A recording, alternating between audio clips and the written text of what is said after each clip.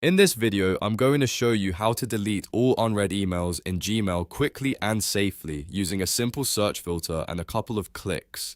This is perfect if your inbox is overflowing, you want to clean things up fast, or you just need to remove a large number of unread messages all at once. If this tutorial helps you out, make sure to hit the like button and subscribe for more easy Gmail tips and software walkthroughs. Alright, let's jump right in. First, open your browser and go to mail.google.com.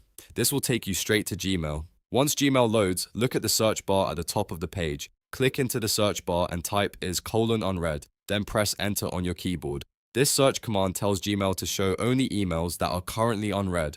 After the results appear, you'll want to select every unread email listed on the page. To do that, click the checkbox in the top left corner of the message list. This selects all the emails currently visible on the page. But if you have more unread emails than fit on one page, Gmail will also give you an option to select all conversations that match this search. Go ahead and click that option so every unread email in your inbox is included. Once everything is selected, click the delete button, which is the trash icon at the top. This moves all of those unread messages into the trash folder.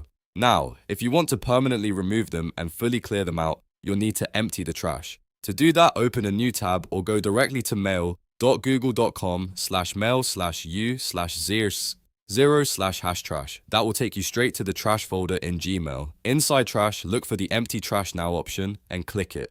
Gmail will then permanently delete everything in the trash, including the unread emails you just removed. And that's it. You've successfully deleted all unread emails in Gmail and cleared them out completely.